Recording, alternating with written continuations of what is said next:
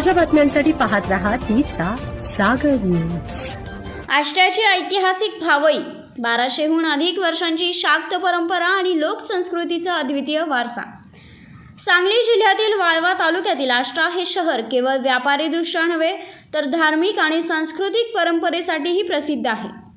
आष्ट्याचे ग्रामदैवत श्री चौंडेश्वरी देवी यांच्या सानिध्यात दरवर्षी साजरा होणारा भावई उत्सव हा महाराष्ट्रातील अत्यंत वैशिष्ट्यपूर्ण लोकधार्मिक उत्सव मानला जातो। हा उत्सव शेकडो वर्षांपासून अखंड सुरू असून महाराष्ट्रात अशा स्वरूपात फक्त आष्ट्यातच जपलेला आहे। भावईची सुरुवात कशी झाली? लोकपरंपरेनुसार 1316च्या सुमारास वाळव्याचे थोरात सरकार कर्नाटकातील बदामी मोहिमेवर गेले असताना त्यांना देवीचे मुखवटे, ताम्रपट आणि पूजेचे साहित्य असलेली एक पेटी मिळाली। ती आष्ट्यात आणल्यानंतर ताम्रपटावरील सूचनानुसार देवीच्या आदेशाने 12 बलुतेदार समाजाने भावई उत्सव सुरू केला, अशी आख्यायिका सांगितली जाते। भावईचा उगम कर्नाटकातील बदामी येथे मानला जातो, परंतु तेथील परंपरा लोप पावल्यानंतर ती आष्ट्यात टिकून राहिली। भावई म्हणजे काय? भावई हा केवळ उत्सव नाही, तो शक्तीची उपासना, देवीच्या विजयाचा सोहळा आणि समाजातील ऐक्याचे प्रतीक आहे। प्रत्येक खेळ हा देवीच्या जीवनातील एखाद्या प्रसंगाचे, युद्धाचे किंवा लोकजीवनातील प्रतिकात्मक घटनेचे सादरीकरण मानला जातो। या खेळांमध्ये धार्मिक विधी, नृत्य, मुखवटे, पारंपरिक वाद्य आणि लोककला यांचा सुंदर संगम दिसून येतो। भावई उत्सवाची सुरुवात। उत्सव सुरू होण्याच्या 1 महिना अगोदर मंदिरात रणवाद्यांचा निनाद सुरू होतो।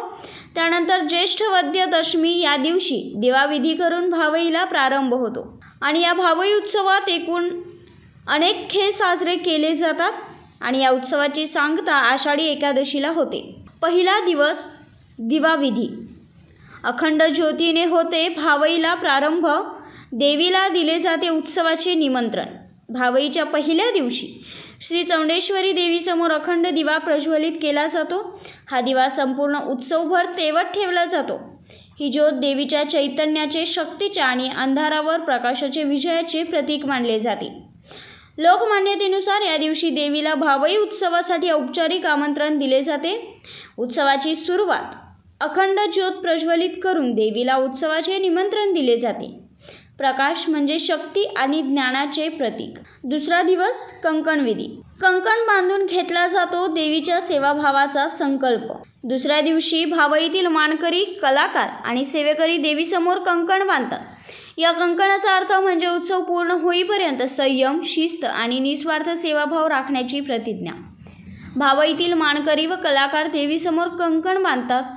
उत्सव पूर्ण होईपर्यंत सेवा करण्याची ही प्रतिज्ञा असते। तिसरा दिवस आळूमुळू।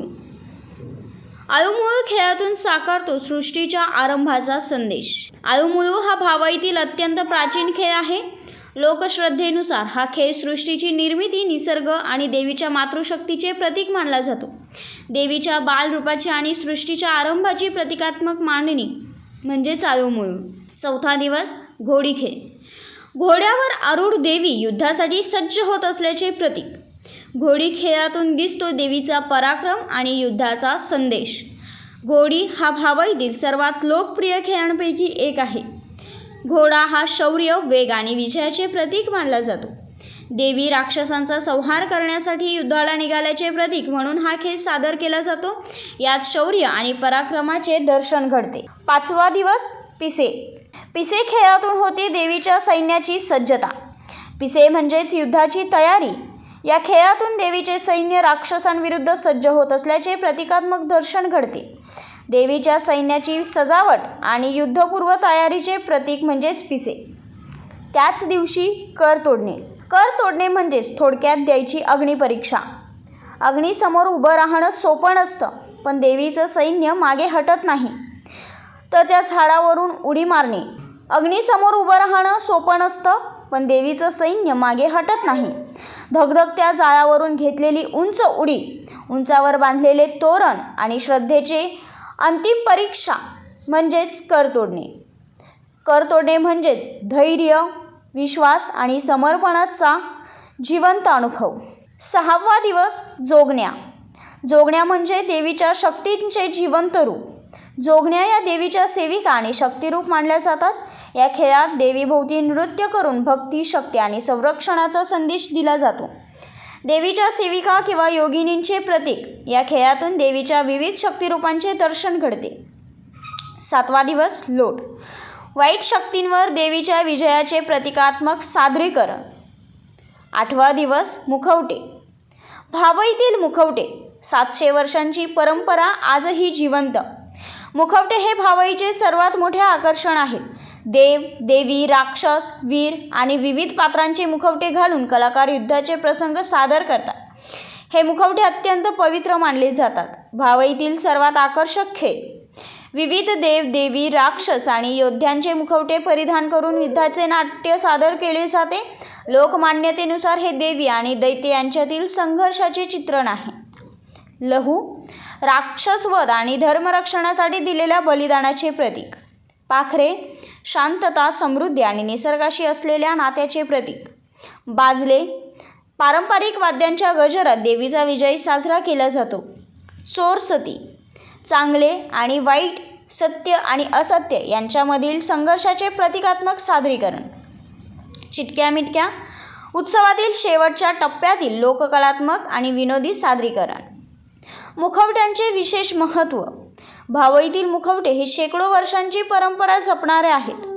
प्रत्येक मुखवटा एखाद्या देवतेचे, दैत्याचे किंवा योद्ध्याचे प्रतीक असते. श्रद्धेनुसार या मुखवट्यांमध्ये देवीचा अंश वास करतो, त्यामुळे त्यांची पूजा केली जाते. 12 बलुतेदारांची भूमिका. भावईची सर्वात मोठी वैशिष्ट्यपूर्ण बाब म्हणजे 12 बलुतेदार समाजाचा सहभाग. प्रत्येक समाजाला विशिष्ट मान, काम आणि जबाबदारी दिलेली असते. त्यामुळे हा उत्सव सामाजिक ऐक्याचेही प्रतीक मानला जातो. आषाढी एकादशीचा समारोप. आषाढी एकादशीच्या दिवशी चौंडेश्वरी देवीसमोर शिंग, संबळ, कैताळ आणि पाळवा या पारंपरिक वाद्यांच्या गजरात नृत्य केले जाते आणि याच दिवशी भावई उत्सवाची सांगता होते.